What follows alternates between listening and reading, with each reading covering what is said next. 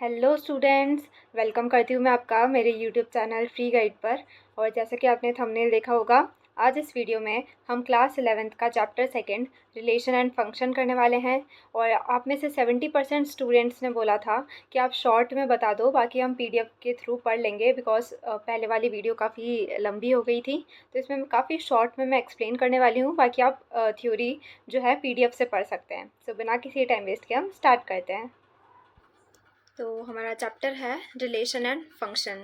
क्या होता है, देखो जो जो टर्म्स यहाँ पर लिख रखी है मैं फटाफट एक्सप्लेन करती जाऊँगी, और थ्योरी जो है आप खुद से पढ़ते जाना या पीडीएफ में पढ़ लेना, मैं केवल एक्सप्लेनेशन करूँगी। ठीक है। ऑर्डर पेयर क्या होता है, जैसे हमने फर्स्ट चैप्टर पढ़ा था सेट्स।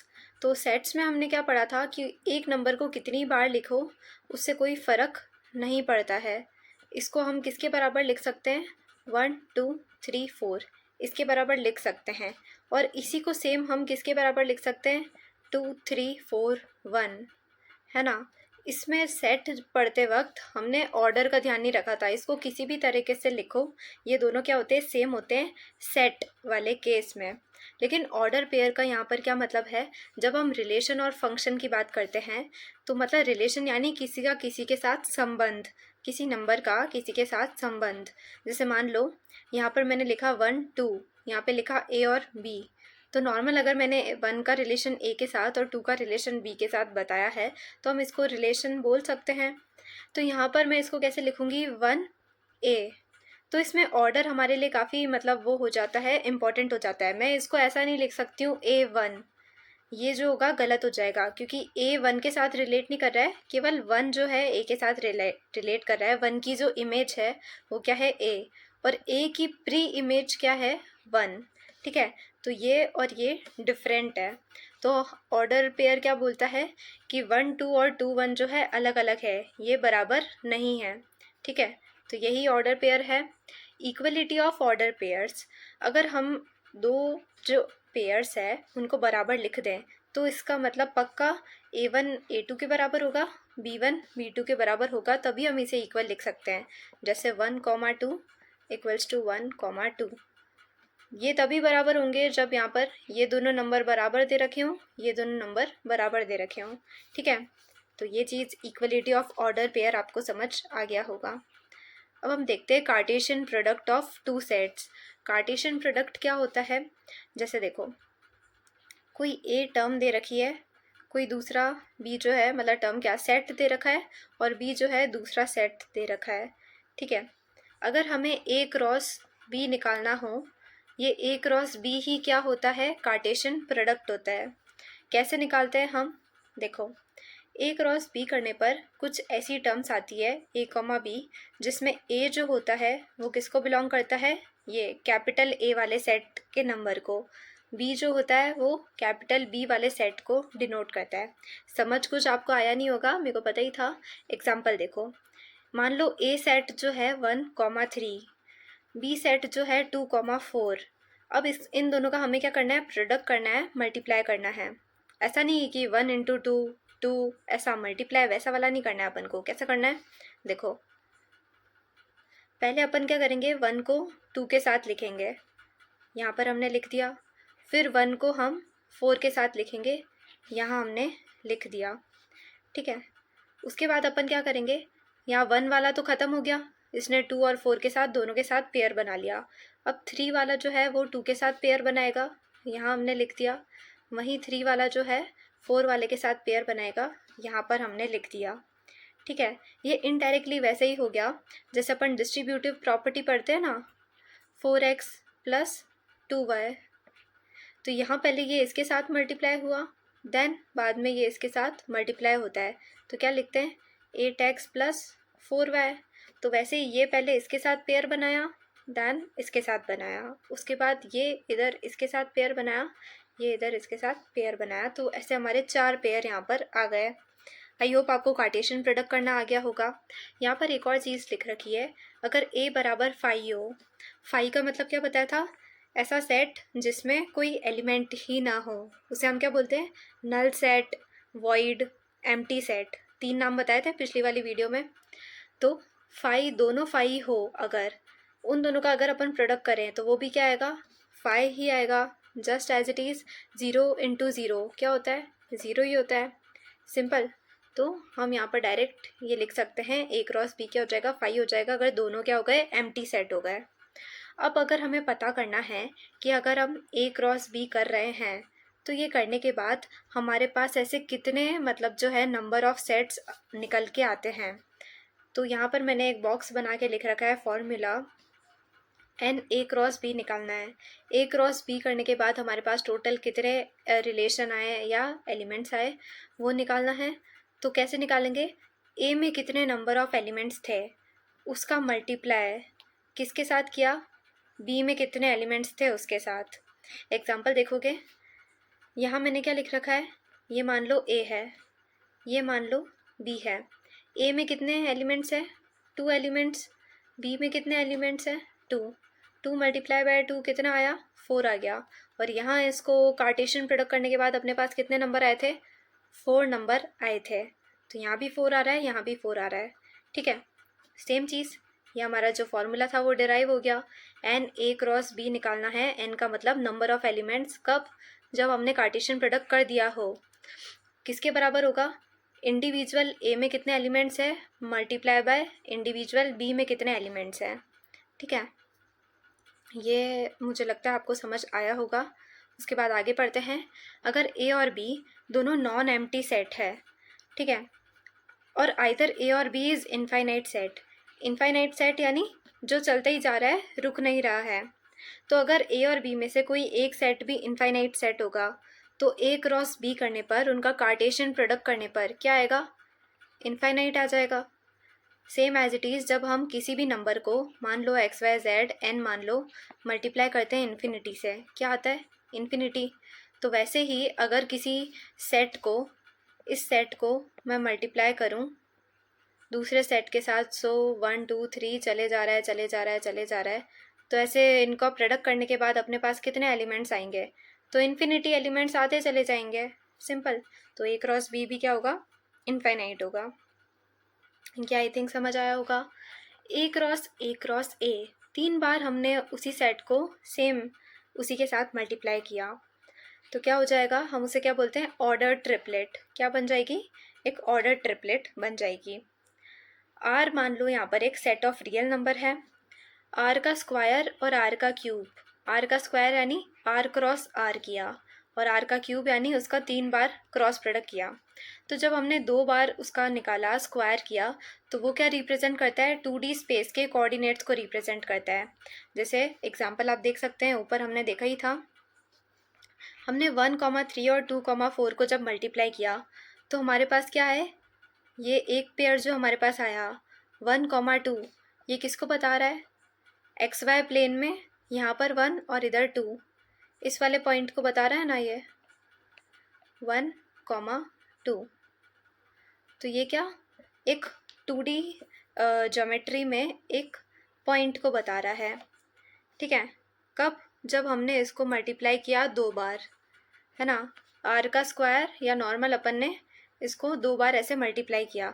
अगर इसी सेम सेट को, ये जो आपको दे रखा है ना, अगर इसी सेम सेट को अगर मैं बोल दूँ इसके साथ मल्टीप्लाई करो वापस, तो क्या करोगे आप? इसका पहला एलिमेंट लोगे, इसका पहला एलिमेंट लोगे, और क्या लिखोगे? 1 2 1, यह आपका पहला बनेगा। उसके बाद इसी एलिमेंट को दूसरे के साथ लिखोगे 1 2 3, तो कितने कितने कोऑर्डिनेट्स आ रहे हैं? आप 3 3 आ रहे हैं। तो 3 बार मल्टीप्लाई करने पर अपने 3D स्पेस के कोऑर्डिनेट्स आते हैं जिसमें x y z होता है, और 2 बार मल्टीप्लाई करने के पास अपने 2D शेप्स के जिसमें x और केवल y होता है 2D स्पेस के कोऑर्डिनेट्स आते हैं, और 3 बार मल्टीप्लाई करने पर 3D स्पेस के कोऑर्डिनेट्स आते हैं, ठीक है। उसके बाद नोट करने जैसी चीज़ है, क्या है भाई? A and B have m elements in common.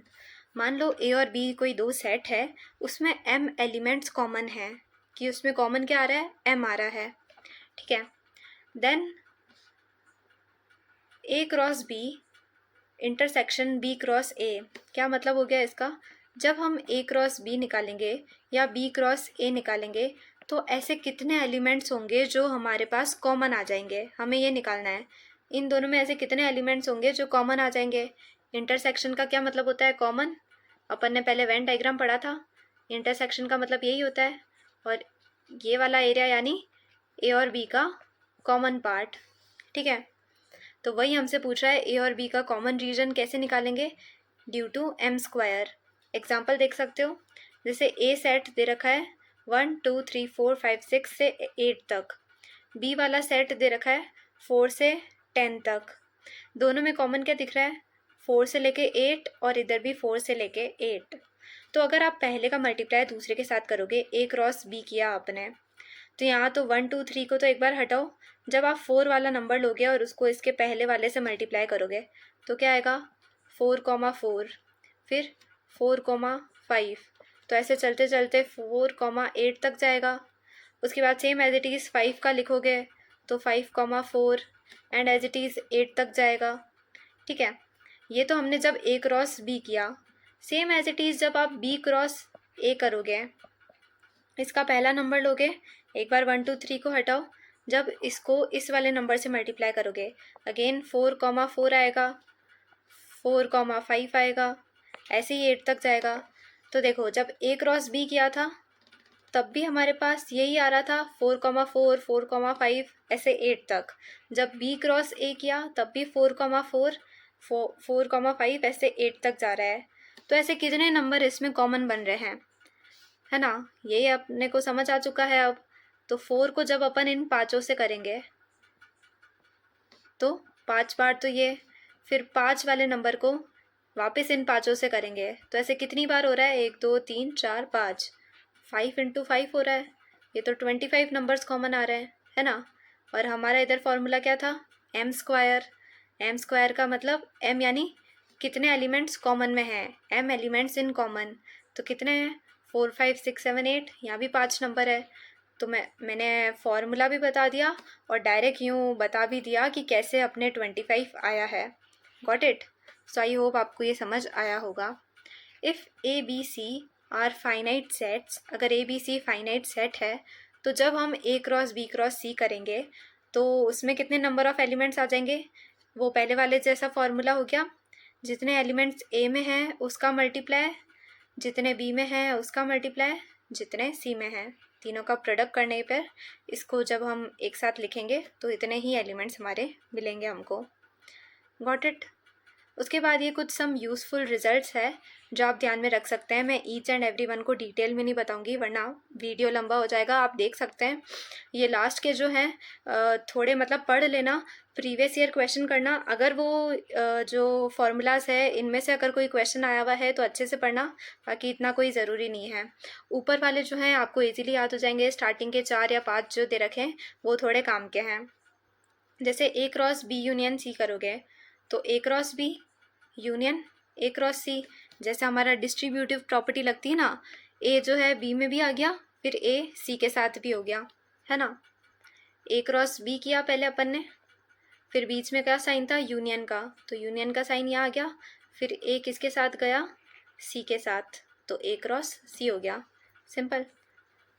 Same as it is इधर यूनियन है तो यूनियन आ गया, इधर इंटरसेक्शन है तो इंटरसेक्शन आ गया, यहाँ पर माइनस दे रखा था तो बीच में माइनस आ गया। याद रखना ये वाली चीज़ इम्पॉर्टेंट है। अगर हमारे पास ए क्रॉस बी जो है बराबर आ जाए बी क्रॉस ए के, तो ये कभी पॉसिबल है जब ए और बी बराबर होंगे, तब पॉसिबल है, ठीक है। और बीच में ये वाले साइन का मतलब क्या है, इफ़ एंड ओनली इफ़। अगर ये स्टेटमेंट दे रखी है तो ए इक्वल्स टू बी होगा, और अगर ए इक्वल्स टू बी दे रखा है तो डेफिनेटली ए क्रॉस बी बराबर बी क्रॉस ए होगा। अगर ये है तो ये है तो ये, दोनों वाइस वर्सा, ठीक है। और ये लास्ट वाले देख लेना, अगर पी वाई क्यूज़ में आपको दिख जाए तो अच्छे से स्टडी कर लेना सारे फार्मूलाज, अगर नहीं दिखे तो जाने देना, इतना डीपली नहीं पढ़ना है अपने को। अब हम देखते हैं मेन हमारा जो टॉपिक है उस पर आते हैं। अ रिलेशन आर, रिलेशन का देखो सीधा सा मतलब अगर अपन हिंदी में देखें तो क्या निकल रहा है, संबंध, है ना। थोड़ा हिंदी पे जाना मत, इससे थोड़ा अच्छे से लिखने में नहीं आ रहा अभी, है ना। भावनाओं पे जाना, राइटिंग पे मत जाना। रिलेशन यानी a non empty set A to a non empty set B is a subset of the Cartesian product A cross B. समझ कुछ आया नहीं होगा, मेरे को फुल आपकी फीलिंग आ गई है, लेकिन सुनो, जैसे यहाँ दे रखा है 1,2, बी आपको दे रखा है 3,4। ए क्रॉस बी करोगे कितने बनेंगे आपके पास? एक तो 1,2, एक 1,2 क्या 1,3, 1,4, एक 2,3, 2,4, ये 4 आपके पास बनेंगे। ये तो आपके पास क्या आया? ए क्रॉस बी आया। अगर मैं आपके पास लिखती हूँ एक सेट सी है जो मैंने इसी में से उठाया है 1,3 और 2,4, केवल इतना सा सेट उठा लिया, तो आप मुझे बताना ये सी वाला जो सेट है, सी है ये अपना कैपिटल सी है, याद रखना, वो सबसेट होगा या नहीं होगा ए क्रॉस बी का? इतना सा बताओ। पहले वाली वीडियो देखिए ना, सबसेट का मतलब जानते हो आप। तो सी इसका क्या हो गया? सबसेट हो गया। मतलब इसी में से कोई अपन ने सेट उठा के उसमें रख दिया है। ये सी वाला पार्ट जो है क्या है? छोटा पार्ट है। किसका? ए क्रॉस बी का। इसी में से कुछ उठा के सी में आया है, इसलिए उसका सबसेट हो गया। तो ये जो सी वाला आपको दिख रहा है जो हमने ए क्रॉस बी में से ही उठाया है, इसी सी सेट को अपन क्या बोल रहे हैं? रिलेशन बोल रहे हैं।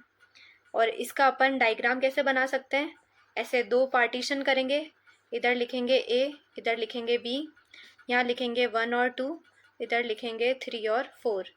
यहाँ 1 और 3 दे रखा है, मतलब 1 का रिलेशन 3 के साथ, 2,4 दे रखा है 2 का रिलेशन 4 के साथ, और यहाँ ऐसे लाइन बना के आर लिख देते हैं जिससे रिलेशन हो जाता है।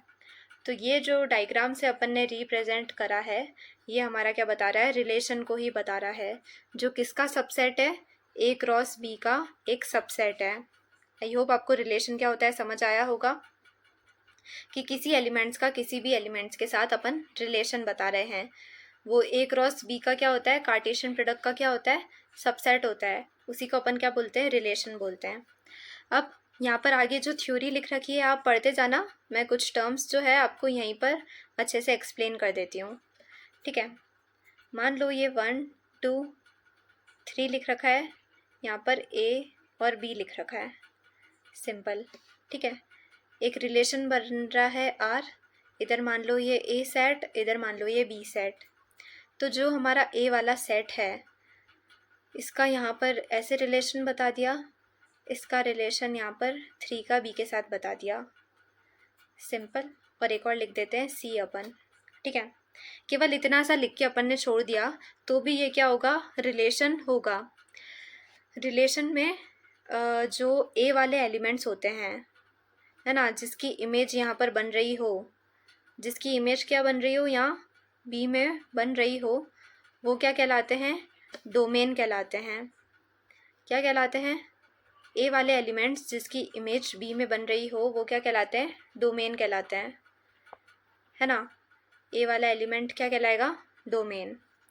बी के जो सारे एलिमेंट्स हैं वो क्या कहलाते हैं? कोडोमेन। ये टर्म्स है जो आपको ध्यान में रखनी है, ठीक है। कोडोमेन कहलाते हैं बी वाले एलिमेंट्स। और बी के वो एलिमेंट्स, याद रखना, बी के वो एलिमेंट्स जो इमेज जिसकी बन रही है, जिसकी प्री इमेज एग्जिस्ट करती है, मतलब जिनका संबंध बन रहा है, इन्हीं दो से लाइनें जुड़ी है, सी वाले से लाइन नहीं जुड़ी है, तो ए और बी क्या कहलाएंगे? इसकी रेंज कहलाएंगे। क्या कहलाएंगे? रेंज। ए वाले एलिमेंट्स डोमेन, बी वाले एलिमेंट्स कोडोमेन, और बी वाले एलिमेंट्स में जिसकी इमेज बन रही है उसको उठा के साइड में रख दो, वो क्या कहलाती है? रेंज, ठीक है। आई होप आपको समझ आया होगा। ये तीनों की मैंने डिफाइन लिख रखी है तो आप पढ़ सकते हैं। अब अपन चलते हैं थोड़ा आगे। टोटल नंबर ऑफ रिलेशंस अगर अपन को निकालने हो तो अपन कैसे निकालेंगे? Total number of possible subsets of A cross B. अब ये क्या बोला है? अपन को निकालना है टोटल रिलेशंस कितने बनेंगे, टोटल नंबर ऑफ रिलेशन। और रिलेशन की डिफाइन में अपन ने क्या पढ़ा था? मैंने क्या एग्जांपल लिया था? कोई सी है, वो किसका सबसेट है? ए क्रॉस बी का सबसेट है। यही पढ़ा था अपन ने रिलेशन की डिफाइन में, कि कोई हमारा सेट है, वो किसका सबसेट है? ए क्रॉस बी का। अगर ये ए क्रॉस बी का सबसेट ना होकर इसके बराबर हो जाता, मेरी बात ध्यान से सुनना, अगर ये इसका सबसेट ना होकर इक्वल हो जाता तो हमारे टोटल नंबर ऑफ रिलेशन आ जाएंगे। जितना ए क्रॉस बी में है एलिमेंट्स उतने ही सी के एलिमेंट्स होंगे और उतने ही क्या होंगे, टोटल नंबर ऑफ रिलेशन होंगे। सिंपल बात समझ आ गई आपको मैंने क्या बोला अभी? देखो जैसे मान लो चॉकलेट है, 10 चॉकलेट आपके पास पड़ी है। मैंने बोला इसमें से 3 चॉकलेट उठा के साइड में रख दी और ये रिलेशन बन गया एक। मान लो जस्ट एग्जांपल ले रही हूँ, 10 चॉकलेट मेरे पास पड़ी है, 3 उठा के साइड में रख ली और वो रिलेशन हो गया, कुछ तीनों का आपस में कोई रिलेशन हो गया। अब हमसे पूछ रहा है टोटल चॉकलेट कितनी बन सकती है या कितनी है। तो भाई टोटल अगर देखा जाए तो 10 ही है ना अपने पास, तो चॉकलेट टोटल चॉकलेट 10 ही है। वो अपन ने उठा के साइड में रखा, वो एक अलग रिलेशन बन रहा था, पर टोटल रिलेशन कितने बन सकते हैं? अपने पास टोटल चॉकलेट 10 है तो रिलेशन भी कितने बन सकते हैं? 10 बन सकते हैं। सिंपल। आई होप आपको ये एग्जाम्पल समझ आया होगा। तो इससे हमें क्या पता लगा, अगर ये दोनों बराबर हो गए तो जितना ए और बी के एलिमेंट्स होंगे, ए क्रॉस बी में जितने एलिमेंट्स होंगे उतने ही एलिमेंट्स अपने रिलेशन में होंगे, उतने ही एलिमेंट्स अपने क्या होंगे, रिलेशन में होंगे।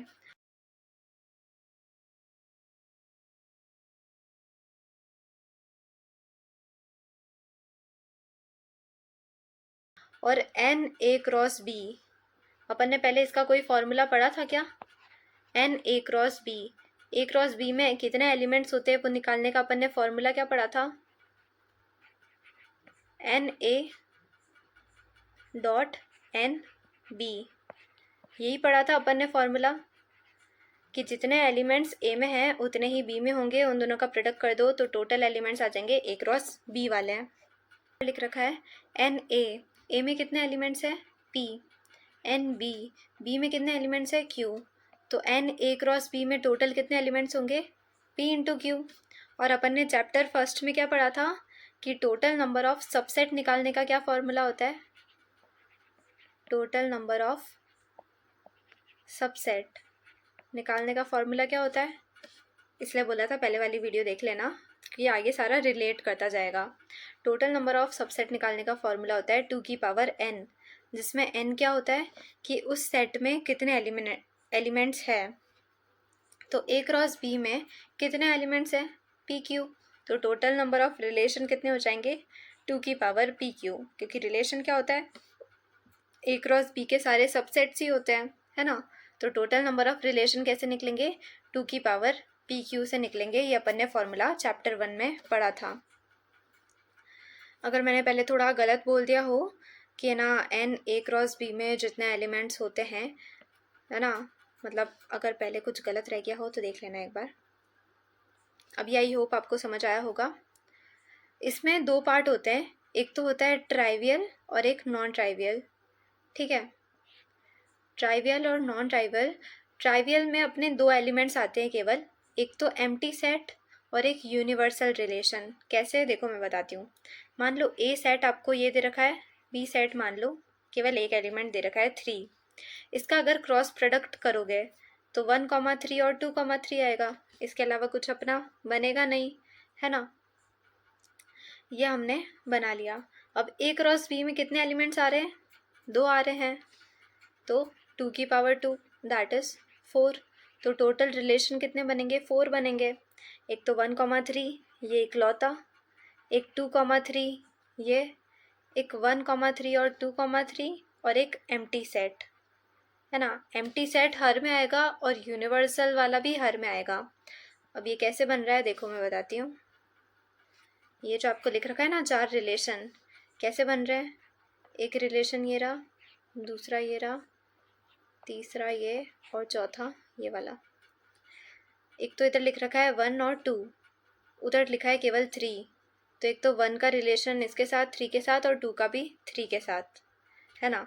ये अपना कौन सा बन गया? यूनिवर्सल रिलेशन बन गया। एक 1 और 2 लिखा है, एक केवल 3 लिखा है। 1 और 3 का रिलेशन एक केवल, 2 का नहीं बन रहा है, तो ये हमने कौन सा बनाया? This one.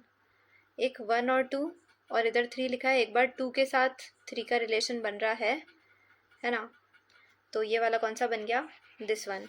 और एक केवल लिख रखा है 1 2 और 3, किसी का किसी के साथ रिलेशन नहीं बन रहा है, तो ये क्या हो गया अपना एम्प्टी वाला हो गया। तो कितने रिलेशन बन गए हमारे यहाँ पर? 4 रिलेशन बन गए। तो याद रखना, जब भी हम रिलेशन बनाते हैं, एक तो एम्प्टी सेट हर में आते ही आता है, एक यूनिवर्सल वाला कि ये जो पूरा दे रखा है वो भी हर में आता ही है। तो ये दोनों जो होते हैं वो क्या बोलते हैं, हम उसे ट्राइवियल बोलते हैं, ट्राइवियल रिलेशन। तो हमारे नॉन ट्राइवियल रिलेशन कितने हो जाएंगे?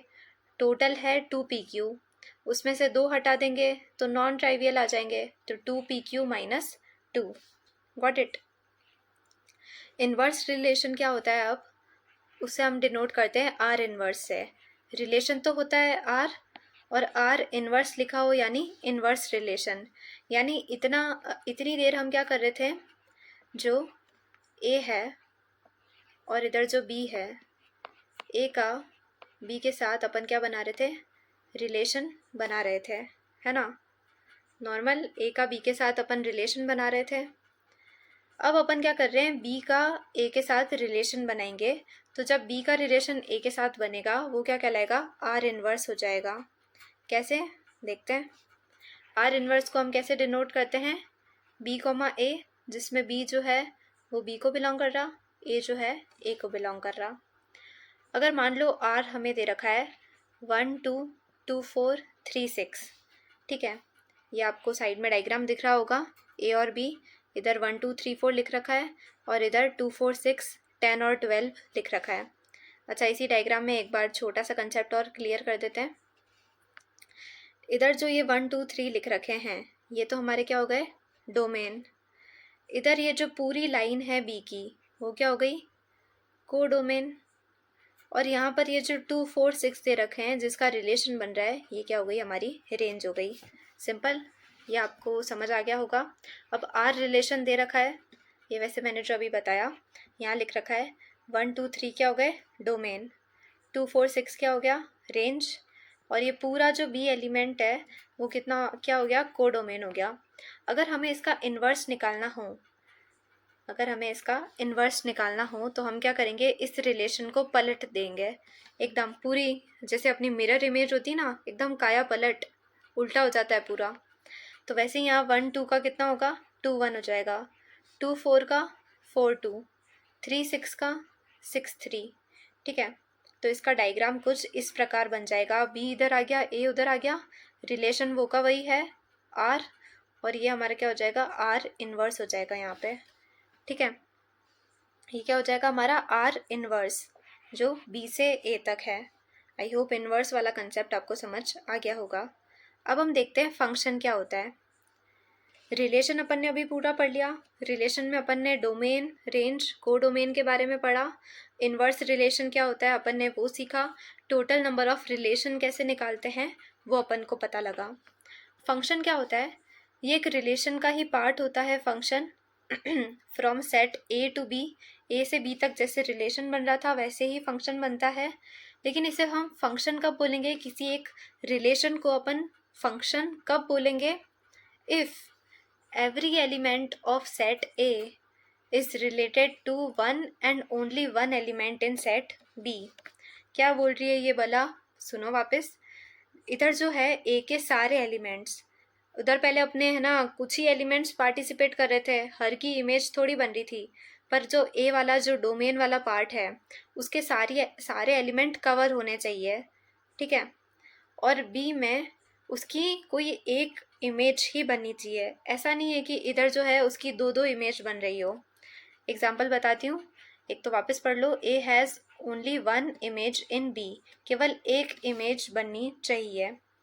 अब 4 तरीके के एग्जाम्पल लेते हैं जिससे आपको सब क्लियर होगा।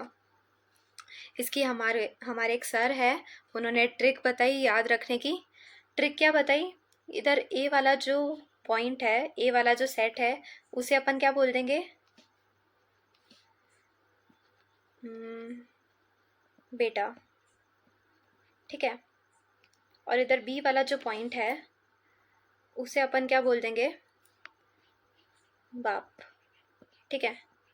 इधर तो आ जाएगा सन और इधर क्या आ जाएगा? फादर। अब देखो आसान कैसे होगा इसको याद रखने में। इधर 1 का रिलेशन ए के साथ, इधर 2 का रिलेशन बी के साथ, मतलब 1 जो है इनके पापा कौन है, ए, 2 के पापा कौन है, बी। अब यहाँ 3 का जो है रिलेशन ही नहीं दे रखा है, मतलब ये बेटा किसका है, बेटे का कोई ना कोई बाप तो होता है ना, यहाँ बेटे का बाप दे ही नहीं रखा है, तो ये क्या हो गया, हमारा फंक्शन नहीं होगा। क्या होगा, फंक्शन नहीं होगा। ट्रिक समझ में आ गई। ये हमारा फंक्शन क्यों नहीं है, क्योंकि इस बेटे का बाप ही नहीं दे रखा है, तो कैसे पॉसिबल है, तो ये फंक्शन नहीं होगा, क्योंकि यहाँ पे एक जो एलिमेंट है वो छूट गया है, और हमने यहाँ क्या लिखा था, every element of set A is related to one and only one element in B. तो एवरी एलिमेंट का मतलब है सारे जुड़े हुए होने चाहिए, ये तो किसी से जुड़ा हुआ ही नहीं है, इसलिए फंक्शन नहीं होगा। अगर इसकी बात की जाए, 1 के जो पापा है वो है बी, 2 के भी पापा हैं वो है बी, 3 के पापा जो हैं वो भी क्या है, बी। तो एक बाप के 3 बेटे हो सकते हैं, डेफिनेटली हो सकते हैं, ठीक है। और कुछ बाप ऐसे भी हो सकते हैं जिनके बेटे बेटी ना हो, ठीक है, बेटे बेटी ना हो ऐसे पापा हो सकते हैं। तो ये तो पूरी कंडीशन सेटिस्फाई हो रही है, तो ये हमारा क्या होगा, फंक्शन होगा, क्योंकि इसमें कोई भी घपला नहीं है, ठीक है, इसमें कोई भी घपला नहीं है। अब घपला आएगा आगे, कैसे, इधर 1 जो है उसके पापा दे रखे हैं ए, और इसी 1 के पापा दे रखे हैं बी।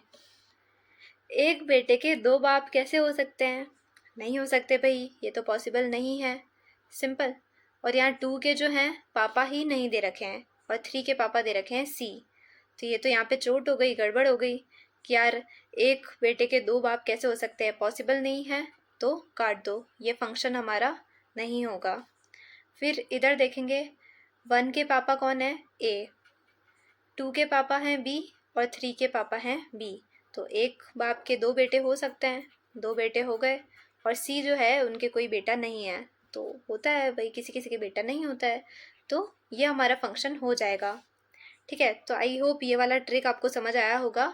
और इन 2 केसेस में एक और चीज़ आप ध्यान रख सकते हो, अगर ऐसे स्मॉलर देन का साइन बन रखा हो तो फंक्शन नहीं होगा, और ग्रेटर देन का साइन बन रखा हो तो फंक्शन होगा। स्मॉलर देन का साइन कैसे, यहाँ देखो, ये स्मॉलर देन का साइन दिख रहा है, कुछ इसी से रिलेटेड है, स्मॉलर देन, तो ये फंक्शन कभी नहीं होगा, क्योंकि यहाँ एक ही एलिमेंट की 2 इमेज बन रही है, और हमने यहाँ क्या देखा, is related to one and only one element in B, यानी ये जो है केवल एक ही एलिमेंट के साथ जुड़ा होना चाहिए, एक जो है वो 2 के साथ नहीं जुड़ सकता। तो जैसे ही यहाँ पर स्मॉलर देन का साइन आ गया, एक जना जो है 2 के साथ जुड़ गया, एक बेटे के 2 बाप हो गए, तो वो पॉसिबल नहीं है, तो इसलिए फंक्शन नहीं होगा। यहाँ पर ये ग्रेटर देन का साइन है, ये रहा ग्रेटर देन का साइन, तो 2 बेटे हैं उनके सेम पापा हो सकते हैं, तो हो सकते हैं, तो इसलिए ये क्या हो गया, फंक्शन हो गया, ठीक है। आई होप आपको समझ आया होगा। अब हम देखेंगे टोटल फंक्शन कैसे निकाल सकते हैं, जैसे अपन ने टोटल रिलेशन निकाला था वैसे ही अपन टोटल फंक्शन निकालते हैं। कैसे निकालेंगे भाई, total function from A to B, A से बी तक टोटल फंक्शन कैसे निकाल सकते हैं, एन ए और एन बी। ए में कितने एलिमेंट है, एम, बी में कितने एलिमेंट है, के। तो टोटल नंबर ऑफ फंक्शन निकालने का फॉर्मूला हो गया के की पावर एम। इस फॉर्मूले से आप टोटल फंक्शन निकाल सकते हो। एग्जाम्पल, ए में आपको दे रखा है 1,2, बी में आपको दे रखा है a,b। तो अपन ने नॉर्मल, इसमें भी 2 एलिमेंट, इसमें भी 2 एलिमेंट, तो 2 की पावर 2 कर दिया, आया क्या, 4। मतलब 4 फंक्शन बन सकते हैं। 4 कैसे बन रहे हैं, देखो चारों का डायग्राम बना रखा है मैंने, है ना। यहाँ पर पहले तो है 1 और ए के साथ रिलेशन हो गया, 2 और बी के साथ रिलेशन हो गया, इस बेटे का भी, इस बेटे का ये बाप, और इस बेटे का भी ये वाले पापा, तो इसमें कोई दिक्कत नहीं है, तो ये फंक्शन हो गया। एक ऐसा हो सकता है कि 1 का रिलेशन बी के साथ, 2 का ए के साथ, तो ये भी हमारा फंक्शन हो गया। एक ऐसा हो सकता है कि ये दोनों बेटे जो हैं ए के ही हैं, तो ये एक फंक्शन हो गया, और ये दोनों जो हैं वो बी के ही हैं, ठीक है। आप मेरे को बताना, अगर मैं इसको ऐसा बना दूँ तो क्या ये फंक्शन होगा, भाई इसमें तो एक बेटे के बाप ही नहीं दे रखे हैं, है ना, डोमेन छूट गया अपना एक, तो ऐसे छूट नहीं सकता, एवरी एलिमेंट इन ए उसकी इमेज बी में होनी चाहिए, तो ये फंक्शन में इंक्लूड नहीं होगा। तो इसलिए ये कुल मिला के ये 4 फंक्शन ही हमारे बनेंगे जो हमने इस फॉर्मूला से निकाल लिए। Got it. और F1 हम लिखते कैसे हैं इसको, F1 क्या दे रखा है, A दे रखा है, A के साथ है ना, और F इनवर्स A, अगर इस F को उधर ले जाऊँ इक्वल के तो F इनवर्स A हो जाएगा, तो वो क्या हो जाएगा अपना 1 हो जाएगा। और 1 क्या हो जाएगी, प्री इमेज बोलते हैं। A तो क्या हो गई, इमेज हो गई किसकी, 1 की, और A की प्री इमेज कौन हो गया, 1 हो गया। तो वही सेम चीज़ मैंने यहाँ पर लिख रखी है। फिर नोट करने जैसी चीज़ है real valued function if b is either r और इट्स सबसेट। या तो ये जो b वाले एलिमेंट दे रखे हैं या तो ये रियल नंबर हो या उसका कोई सबसेट हो। या तो हो सकता है 1 से इन्फिनिटी तक पूरा रियल नंबर जो है, सॉरी माइनस इन्फिनिटी से प्लस इन्फिनिटी तक कुछ भी आपको दे रखा हो, यही होते हैं सारे रियल नंबर। तो कुछ भी दे रखा हो तो वो क्या कहलाएगा, रियल वैल्यूड फंक्शन। या उसका कोई सबसेट दे रखा हो, मान लो 2 और 4 दे रखा हो बी में, तो ये उसका एक सबसेट ही हो गया, तो रियल वैल्यूड फंक्शन कहलाएगा। और अगर दोनों बोथ आर और इट्स सबसेट तो रियल फंक्शन कहलाएगा। इतना ज़्यादा कुछ खास नहीं है, बस नॉर्मल याद रख सकते हो। अब हम देखते हैं कि हम डोमेन और रेंज कैसे कैलकुलेट करते हैं। डोमेन और रेंज को कैलकुलेट कैसे किया जाता है। डोमेन का मतलब x और रेंज का मतलब y। दो क्वेश्चन देखते हैं, एक में डोमेन निकालेंगे, एक में रेंज निकालते हैं। पहला आपको फंक्शन दे रखा है f(x) बराबर 1/x+2। ये कोई x का फंक्शन दे रखा है, तो f(x) को हम क्या लिखते हैं, y लिखते हैं। क्या लिखते हैं, y, और बराबर 1/x+2। Got it. अब ये 1/x+2 देख के लग रहा है कि ये जो डिनोमिनेटर है, डिनोमिनेटर कभी भी 0 के बराबर नहीं होता है, ये अपन जानते हैं। तो अपन ने क्या लिखा है, x+2 जो है वो 0 के बराबर नहीं होगा क्योंकि डिनोमिनेटर है। तो x किसके बराबर नहीं होगा, -2 के बराबर नहीं होगा। अब x अगर -2 के बराबर नहीं होगा तो मतलब यहाँ मान लो आपको दे रखी होगी कुछ गिवन क्वेश्चन में कि रियल नंबर है, x और y belongs to real number. तो अपनी डोमेन क्या आ गई, सारे रियल नंबर पर किसको छोड़ के, -2 को छोड़ के। -2 को छोड़ के सारे रियल नंबर इसमें इंक्लूड हो सकते हैं, और ये क्या हो गई, इसकी डोमेन हो गई इस फंक्शन की। इधर अपन 2 एलिमेंट्स पढ़ते हैं ना, तो इसमें सारे एलिमेंट्स आ सकते हैं रियल नंबर के, केवल -2 इसमें नहीं आ सकता। क्यों नहीं आ सकता, क्योंकि वो डिनोमिनेटर में आ रहा है और डिनोमिनेटर 0 कब बन रहा है, -2 पे। तो इसलिए x -2 नहीं हो सकता, इसलिए डोमेन हमारी क्या होगी, रियल नंबर सारे एक्सेप्ट -2। तो अपन ने कुल मिला के क्या निकाला, अपन को कोई x में फंक्शन दे रखा हो, अगर मान लो यहाँ पर लिखा होता x+2 और यहाँ आपको गिवन होता x और y belongs to real number, ऐसा कुछ गिवन होता है ना, सपोज करो। और है ना, मतलब अगर इसमें अंडर रूट में नेगेटिव नंबर आ जाता तो कॉम्प्लेक्स नंबर बन जाता, रियल नंबर बचता ही नहीं। तो अपन को कुल मिला के x को खजोलना है कि x की क्या कंडीशन बन सकती है। अब यहाँ पे क्या हो जाएगा, x+2 अपना क्या आना चाहिए, या तो 0 से बड़ा या 0 के बराबर आना चाहिए। तो x हमारा यहाँ पे क्या आ जाता उस केस में, या तो -2 के बराबर या -2 से बड़ा ही आएगा। तो ये अपनी क्या हो जाती, डोमेन हो जाती। x का अपन को कुल मिला के रिलेशन बताना है कि x की वैल्यू क्या क्या हो सकती है, वो क्या हो जाएगा, डोमेन। y की वैल्यू क्या क्या हो सकती है, वो क्या हो जाएगा, रेंज। ठीक है, तो अब सेकंड क्वेश्चन देखते हैं, रेंज वाला। यह आपको एक क्वेश्चन दे रखा है। अब इसमें अपन को क्या करना पड़ेगा, इसकी जगह पहले हम रखेंगे y बराबर एज इट इज़ क्वेश्चन लिखा, यहाँ पे आपको दे रखा है x जो है रियल नंबर को बिलोंग करता है, तो हमने यहाँ पे y रखा। उसके बाद हमें क्या करना है, x को एक तरफ लेके आना है और पूरा जो फंक्शन है वो y में कन्वर्ट कर देना है। ठीक है, तो यहाँ अपन बोथ साइड स्क्वायर कर देंगे, तो y² हो गया, इधर 16 - x² चल ही रहा है। फिर x² को इधर लेके आ गए, y² को उधर लेकर आ गए, और इधर x² का अंडर रूट स्क्वायर हट के इधर अंडर रूट आ गया। ठीक है, फिर उसके बाद यहाँ पर 4 का स्क्वायर माइनस, नहीं ये करने की ज़रूरत नहीं है वैसे, तो इसको हटाओ। अब देखो ये अंडर रूट में आ रहा है, अब अंडर रूट में आ रहा है और यहाँ रियल नंबर दे रखा है, मतलब हम आयोटा कॉम्प्लेक्स नंबर की तरफ नहीं जा सकते हैं। तो अपन क्या करेंगे, 16 - y² जो होगा 0, या उससे बड़ा होगा, सिंपल। तो y अपन ने दोनों साइड नेगेटिव नेगेटिव से मल्टीप्लाई कर दिया। ये वैसे आप लीनियर इनइक्वलिटीज़ और ये जो कॉम्प्लेक्स नंबर की भी मैं बात कर रही हूँ उन चैप्टर में भी और अच्छे से बताने वाली हूँ, तो इतना घबराओ मत, एक बेसिक नॉलेज आपको होगी। नेगेटिव नेगेटिव से अगर अपन मल्टीप्लाई कर दें तो साइन क्या हो जाता है, चेंज हो जाता है। y² माइनस 16 क्या हो गया, छोटा या बराबर हो गया किसके, 0 के, ठीक है। इधर a² माइनस b² की आइडेंटिटी से y+4 और y-4 आ गया, ठीक है। y+4 y-4 आ गया, जो क्या आ रहा है, छोटा या बराबर होगा 0 से।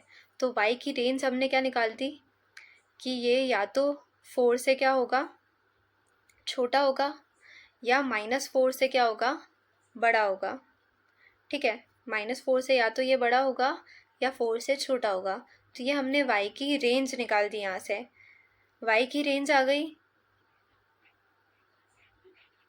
मतलब y जो होता है वही रेंज होती है, इन द सेंस हमने y निकाल दिया कि किससे किसके बीच में लाई करेगा, ठीक है। लेकिन अगर अपन गौर से देखें, 16 माइनस x² जो है वो बड़ा या बराबर आ रहा था 0 के, और y जो है अपना ये आ रहा है ना, और ये पूरा किसके बराबर है, y के। तो यहाँ से एक और कंडीशन आ गई कि y जो है वो बड़ा होगा और या इक्वल होगा 0 के। तो -4 वाला तो हमारा सेटिस्फाई नहीं हो रहा है, तो अपन ने इन दोनों का कंबाइन करके क्या बना दिया, 0 और 4 के बीच में लाई करेगी इसकी रेंज। मतलब एक जगह आपको बोल रखा है कि y जो होगा वो -4 से 4 के बीच में होगा। दूसरी कंडीशन ये आ रही है कि y जो होगा वो 0 से बड़ा ही होगा। तो दोनों कंडीशन को सेटिस्फाई करने के लिए इन दोनों में कॉमन क्या आ रहा है, केवल ये वाला पार्ट, तो इसलिए 0 से 4 तक हमने ले लिया और ये इसकी क्या हो गई, रेंज हो गई, ठीक है। आई होप आपको समझ आया होगा। अब हम देखते हैं कुछ फंक्शन फटाफट से। फंक्शन मतलब इनके कुछ ग्राफ दे रखे हैं, सो थोड़े बहुत देख लो, इतना ज़्यादा कोई लोड लेने की ज़रूरत नहीं है, नॉर्मल फटाफट पढ़ते जाते हैं। आइडेंटिटी फंक्शन यानी f(x) बराबर x, यानी y किसके बराबर हो गया, x के। तो इसकी क्या होगी, एक स्ट्रेट लाइन बनेगी जो कि कहाँ से पास होगी, ओरिजिन से पास होगी। अगर यहाँ पर आप x की वैल्यू 0 रखोगे तो y की वैल्यू क्या आ जाएगी, 0 आ जाएगी, तो इसलिए ये ओरिजिन से पास करेगी। अगर x 1 रखोगे तो y भी क्या आएगा, 1 आएगा। तो यहाँ 1,1, 2,2, इधर -1,1, तो ऐसे ये पूरी स्ट्रेट लाइन चलती चली जाएगी, सिंपल। तो हम ग्राफ कैसे प्लॉट कर रहे हैं, इस फंक्शन में x की वैल्यू रखते जा रहे हैं, y की वैल्यू आती जा रही है, ठीक है। तो इस तरीके से हमने ग्राफ प्लॉट करा। तो ये आइडेंटिटी फंक्शन था। कांस्टेंट फंक्शन क्या होता है, y बराबर जैसे c दे रखा है या कोई कांस्टेंट मान लो, तो y के बराबर दे रखा है तो x के पैरेलल लाइन बनेगी, ध्यान रखना, जिसमें x की वैल्यू चेंज होती जाएगी, y क्या रह रहा है, हमारा कांस्टेंट रह रहा है। तो कांस्टेंट फंक्शन हो गया, कांस्टेंट रह रहा है, तो जैसे y बराबर 2 दे रखा है तो y बराबर 2 क्या हो जाएगा, यहाँ पर ये y और उस पर ये जो 2 है उस पर हम ये स्ट्रेट लाइन बना देंगे।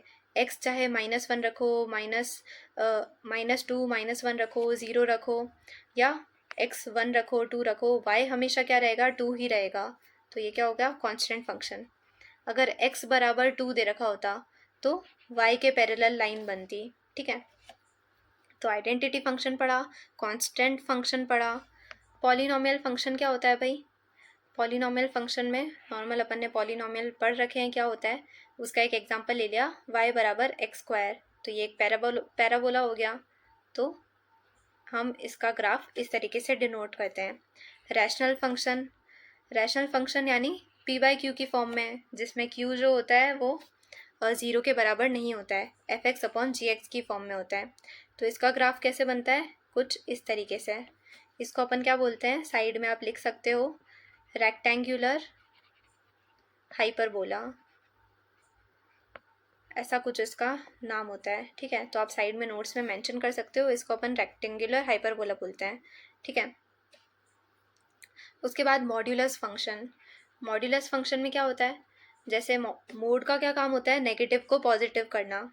तो अगर x जो है वो अगर 0 से बड़ा है तो नॉर्मल आंसर है मतलब x आ जाएगा। अगर ये छोटा है 0 से तो इसका आंसर क्या आएगा, -(x). तभी तो ये पॉजिटिव हो पाएगा। ठीक है, तो ये 2 इसकी रेंज होती है और इसका ग्राफ बनाते हैं तो क्या बनता है, वी के शेप में बनता है। ठीक है, जो ओरिजिन से पास होता है, क्योंकि 0 का मोड क्या होता है, 0 ही होता है, तो इसलिए ये ओरिजिन से पास करता है। सिग्नम फंक्शन क्या होता है, ये नॉर्मल आपको कंडीशन दे रखी है और इस कंडीशन में यहाँ इक्वल का साइन नहीं आ रखा है। इक्वल का साइन नहीं आ रहा है इसलिए ये वाले पार्ट क्या छूट गए, खाली छूट गए। हमने एक नॉर्मल सिंगल फंक्शन बना रखा है। ठीक है, तो ऐसा इसका ग्राफ होता है। ग्रेटेस्ट इंटीजर फंक्शन और स्मॉलेस्ट इंटीजर फंक्शन, क्या बोला है ये भाई, ग्रेटेस्ट का मतलब ग्रेटेस्ट इंटीजर लेस देन और इक्वल्स टू एक्स। समझ कुछ आया नहीं है, एग्जाम्पल देखो। पहले तो इसको डिनोट कैसे करते हैं, ऐसे 2 बड़े ब्रैकेट लगा के बीच में x लिख देते हैं, वही ग्रेटेस्ट इंटीजर फंक्शन होता है। स्मॉलेस्ट इंटीजर फंक्शन को भी इसी तरीके से बताते हैं। दोनों में डिफरेंस क्या है, इंटीजर नाम से ही पता लग रहा है कि पॉइंट में वैल्यूज़ नहीं होगी, केवल इंटीजर्स क्या होते हैं, -1, -2, 1, 2, 3, 0, ये एग्जैक्ट वाली वैल्यूज़ होती है, पॉइंट वाली वैल्यूज़ नहीं आती इंटीजर में, है ना। तो ग्रेटेस्ट इंटीजर फंक्शन में क्या होता है, जैसे अगर 2.75 लिख रखा हो तो इसका नियरेस्ट छोटा वाला इंटीजर कौन सा होगा, छोटा वाला 2 हो जाएगा। अगर केवल 3 लिख रखा हो तो 3 ही आएगा, उसमें नो डाउट। अगर कोई पॉइंट में दे रखा हो तो ग्रेटेस्ट वाले का काम उल्टा है, ग्रेटेस्ट लिखा है तो अपन छोटा वाला इंटीजर देखेंगे, तो इसके छोटा वाला इंटीजर पास में कौन सा पड़ेगा, 2। स्मॉलेस्ट इंटीजर फंक्शन में देखोगे तो इसका काम उल्टा है, स्मॉलेस्ट बोल रखा है लेकिन इसके पास में इंटीजर कौन सा पड़ेगा, बड़ा वाला 4, 0.48 दे रखा है। इसके पास वाला इंटीजर कौन सा पड़ेगा, 1, बड़ा वाला इंटीजर यहाँ लिखेंगे, छोटा वाला नियरेस्ट इंटीजर यहाँ पर लिखेंगे, और इसका ग्राफ कुछ इस तरीके से आता है। ठीक है, वैसे ही कुछ और ग्राफ है हमारे, स्क्वायर रूट फंक्शन जिसमें आपको स्क्वायर रूट दे रखा हो तो उसका ग्राफ इस तरीके से बनता है। क्यूब रूट फंक्शन, उसका ग्राफ इस तरीके से बनता है। क्यूब फंक्शन क्यूब वाले में इस तरीके से बनता है। अच्छा, मैंने एक और ऐसा भी बताया था y बराबर x स्क्वायर, वो स्क्वायर फंक्शन था। स्क्वायर फंक्शन बोल लो या उस वक्त मैंने पॉलिनोमियल फंक्शन के हिसाब से बताया, उसका ग्राफ किस तरीके से बना था बताना एक बार, कुछ इस तरीके से बना था, याद आया। तो ये था स्क्वायर फंक्शन और ये था स्क्वायर रूट फंक्शन, ये क्यूब रूट फंक्शन और क्यूब फंक्शन। तो अलग अलग तरीके के ग्राफ होते हैं जो आप ध्यान में रखेंगे। लॉगरिथम फंक्शन क्या होता है, देखो नॉर्मल इतना लोड लेना नहीं है, ग्राफ का ऐसा क्वेश्चन नहीं आएगा, पर क्वेश्चन जिससे आएगा वो भी पढ़ा रही हूँ। f(x) बराबर log a x, log a base x। अगर a 1 से बड़ा है तो इस तरीके का ग्राफ बनेगा, और 0 और 1 के बीच में है तो कुछ ग्राफ ऐसा नीचे की तरफ जाएगा। ठीक है, अब लॉगरिथम से रिलेटेड कुछ प्रॉपर्टीज़ होती है जो आपके एग्ज़ाम में इंटीग्रेशन में काम आ सकती है। पहले तो अगर दो जो है मल्टीप्लाई में है क्वांटिटीज़ या वेरिएबल, तो उसको अपन क्या कर सकते हैं, अलग अलग लिख के बीच में प्लस का साइन लगा सकते हैं। जैसे log x plus log y, बीच में प्लस का साइन क्यों आया, क्योंकि इनके बीच में मल्टीप्लाई था। अगर दोनों डिवाइड में दे रखे हैं तो हम क्या लिख सकते हैं, यहाँ पे मैंने g को खा गई मैं, यहाँ पर log x minus log y। ठीक है, सही कर लेना आप और कॉपी में, log x minus log y, क्योंकि ये डिवाइड में दे रखे हैं। log x की पावर n, log x की पावर n, तो पावर आउटसाइड, पावर को हम बाहर निकाल देंगे n, और log x बच जाएगा केवल। ठीक है, तो ये कुछ प्रॉपर्टीज़ होती है जो आपको इंटीग्रेशन को ईजी कर देती है। log x बेस y, तो अपन उसे क्या लिख सकते हैं, log e बेस y, और अपॉन में log e base x। log x और y दे रखा है, इसको एक और क्या लिख सकते हैं, 1 अपॉन log y बेस हो गया और x यहाँ पर आ गया क्योंकि अपन ने इसको 1 अपॉन में लिखा। तो ये कुछ इसकी प्रॉपर्टीज़ होती है, और ये वाली प्रॉपर्टीज़ और ज़्यादा इम्पॉर्टेंट है। ये स्टार्टिंग की 2 तो इम्पॉर्टेंट है ही है, स्टार्टिंग की मतलब ये 3, और इधर ये वाली ज़्यादा इम्पॉर्टेंट है। log 1 क्या होता है, 0 होता है। ये वाला तो मोस्ट इम्पॉर्टेंटली ध्यान रखना ही रखना, log e बेस e, अगर यहाँ पर ये दोनों वैल्यू अगर सेम हैं तो यहाँ पर क्या आएगा, 1 आ जाएगा। क्या आ जाएगा, 1। अगर ये दोनों वैल्यू सेम आ गई, बेस और ऊपर वाली वैल्यू, तो इधर 1 आ जाएगा। अगला देखो, log a बेस a की पावर r, तो यहाँ क्या आ जाएगा आंसर, r आ जाएगा। अगर यहाँ पर log a की पावर m और यहाँ पर a की पावर n दे रखा हो तो n अपॉन m के बराबर होगा। ऐसे ही आपको आगे और फॉर्मूलाज दे रखे हैं तो आप देख सकते हैं इनको। फिर ये कुछ फंक्शंस की वैल्यूज़ होती है। नॉर्मल अलजेब्रा ऑफ फंक्शंस क्या होता है, दो अगर यहाँ फंक्शन प्लस में दे रखे हैं और x से अगर मल्टीप्लाई कर रखा है बार, तो अपन इसको क्या लिख सकते हैं, fx प्लस जी एक्स। अगर f माइनस जी एक्स लिखा है तो अपन उसे क्या लिख सकते हैं, fx माइनस जी एक्स। अगर f डॉट जी लिख रखा हो और x से मल्टीप्लाई कर रखा हो तो उसे क्या लिख सकते हैं, fx डॉट जी एक्स। क्या बोल रहा है भाई ये, मान लो fx आपको दे रखा है x स्क्वायर, जी एक्स आपको दे रखा है x, और आपसे पूछ लिया f माइनस जी एक्स, और आप यहाँ पर कंफ्यूज हो गए कि यार अब ये कैसे निकालना है, कुछ समझ ही नहीं आ रहा। तो भाई नॉर्मल आपको यहाँ क्या लिख रखा है, f माइनस जी एक्स कर रखा है, यानी अगर आपको फॉर्मूला पता है एफ एक्स माइनस जी एक्स हो जाएगा ये तो नॉर्मल, तो एफ एक्स माइनस जी एक्स यानी एक्स स्क्वायर माइनस एक्स हो जाएगा। तो ये नॉर्मल आपका आंसर हो जाएगा इसका, ठीक है। तो इतना कंफ्यूज नहीं होना है, ये नॉर्मल अलजेब्रा है। डॉट दे रखा है, मल्टीप्लाई दे रखा है तो मल्टीप्लाई कर देना, माइनस प्लस दे रखा हो तो माइनस प्लस कर देना, डिवाइड दे रखा हो तो डिवाइड कर देना। और ये ऊपर लिखा है कि ये कोई कांस्टेंट है जिसको पहले f से मल्टीप्लाई किया देन x से किया, तो अपन पहले fx भी लिख सकते हैं देन उसे किसी कांस्टेंट से बाद में मल्टीप्लाई करें, आंसर सेम आएगा, ठीक है। तो ये पूरा सेकंड चैप्टर था रिलेशन एंड फंक्शन, जो मैंने थोड़ा शॉर्ट में फटाफट बताने का ट्राई ज़रूर किया है। और आप पीडीएफ से अच्छे से पढ़ना, वैसे मैंने पूरा पढ़ाने का ट्राई किया है, थ्योरी जो नहीं पढ़ाई उसको और रीड कर लेना। I hope this class is helpful for you. और आगे ऐसे थर्ड चैप्टर ट्रिग्नोमेट्री जो काफ़ी ज़्यादा इंपॉर्टेंट है, उसके जितने भी फॉर्मूला बताऊँगी वो बहुत ज़्यादा इंपॉर्टेंट होंगे। तो trigonometry, complex number, permutation, combination, mathematical induction, ऐसे काफ़ी सारे टॉपिक्स कराने वाली हूँ मैं, तो एंड तक ज़रूर बने रहना। और वीडियो अच्छी लगी हो तो लाइक शेयर सब्सक्राइब ज़रूर करना। Thank you so much.